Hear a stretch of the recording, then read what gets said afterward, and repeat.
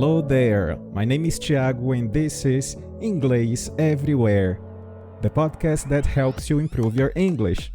I want to invite you to join me every week to take you to the next level, listening to all kinds of content, stories, interviews, chats, and a lot more. Welcome to Inglês Everywhere.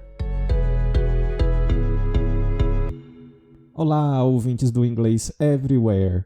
No episódio de hoje, a gente segue com a parte 3 de erros que normalmente são cometidos em inglês.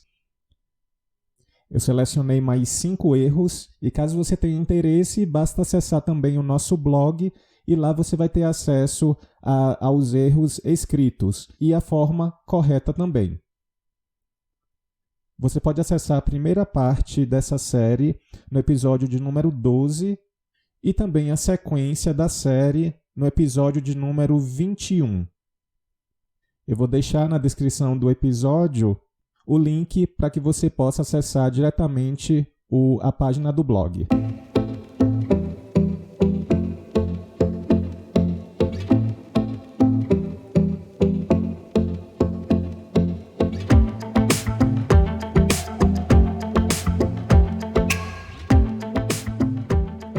O primeiro erro, ele acontece por conta das inversões que a gente faz em perguntas em inglês. Por exemplo, caso eu queira perguntar onde está a camisa? Em inglês seria Where's the shirt? Digamos que agora eu queira falar eu não sei onde ela está. Eu observo que um erro comum em inglês é as pessoas trazerem essa inversão para esse tipo de frase. Elas falariam, I don't know, where is it?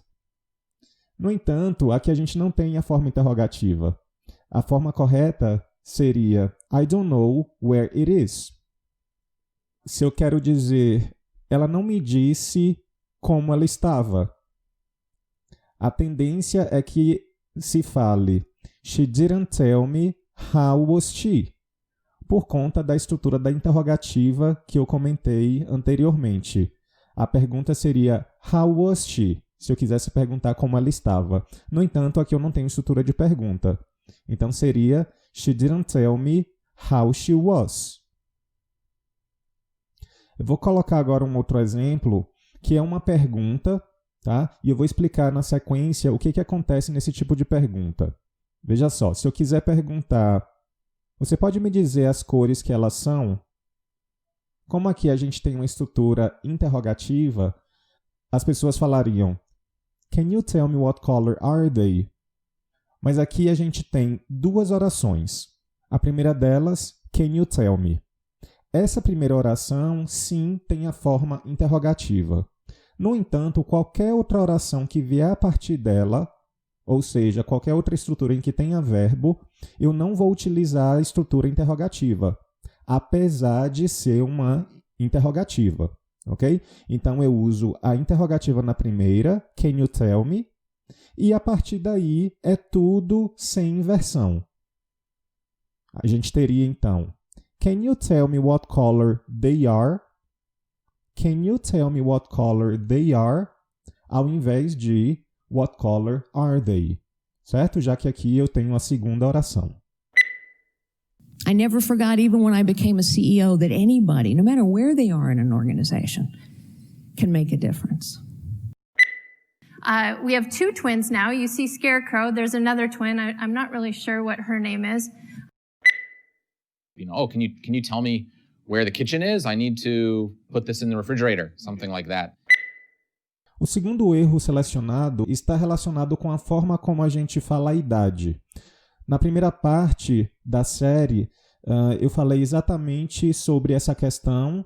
No entanto, eu vou tratar aqui de uma variação, né? É comum a gente falar, por exemplo, com 30 anos de idade, com 50 anos de idade, com 20 anos de idade em português, usando dessa forma a preposição com. Então, a tendência é que no inglês a gente utilize a preposição with. No entanto, não seria o correto, tá? Eu vou ler para vocês um exemplo de como normalmente cometem o erro. With 30 years, she got pregnant. Eu tenho nessa frase 2 erros. Inicialmente, a preposição with, como eu já falei. Outro problema é que está sendo utilizada a palavra years sozinho. Tá? Eu tenho 2 opções. Ou eu falo somente a idade, o número, ou então eu coloco years old logo após a idade. Eu não posso parar em years. Toda vez que a gente estiver falando de idade, eu tenho que usar years old, ou eu omito e deixo somente o número. Ok? Então vamos lá. A preposição correta para a idade é at. At. Então vou ler para vocês aqui como essa frase ficaria correta. At 30, she got pregnant. E a segunda opção, at 30 years old, she got pregnant. Mais um exemplo então para vocês. Michael Jackson died at 50. Ou Michael Jackson died at 50 years old. Sem parar em years, tá? Eu vou years old. Lembrando que tem um episódio sobre a biografia de Michael Jackson. Eu também tenho uma outra opção de falar Michael Jackson died at the age of 50 years old ou Michael Jackson died at the age of 50. So they started giving me money, so $12 to $20 for the day, and I would use the money and go get a lunch, come back. That was my illegal job at 12 years old. At 30 years old, he was left devastated and depressed after being unceremoniously removed from the company he started. At the age of 12, Sahar was married. A terceira seleção está relacionada com um problema de tempo verbal. Em português eu falaria: eu estou aprendendo inglês desde os 10 anos. Eu aprendo inglês desde os 10 anos de idade. Tá? Normalmente acaba se falando em inglês I am learning English since I was 10. No entanto, aqui a gente tem que usar uma outra estrutura de tempo verbal que a gente não tem em português, mas a gente tem em inglês. Então, a forma correta seria I have been learning English since I was 10. Tá? Isso porque a gente tem aqui o since I was 10. Então, eu comecei com os 10 e até hoje eu estou aprendendo inglês. Então, eu uso a estrutura have been mais o verbo com ing. I have been learning English since I was 10. E aqui vale para qualquer outro verbo, qualquer outra situação. Por exemplo, I have been working as a teacher since I was 23. I have been living in my current house for over 10 years. Nesse caso, observem, falei over 10 years, porque eu estou falando da duração, não a idade. Ok? So it's a really awesome experience. I've definitely been learning a lot ever since joining the program, and I feel like I've been developing my leadership skills in a new and unique way here. My name is Johan Scholtens. I'm 57. I've been working since I was 19. I have 4 kids, and my oldest son works with me.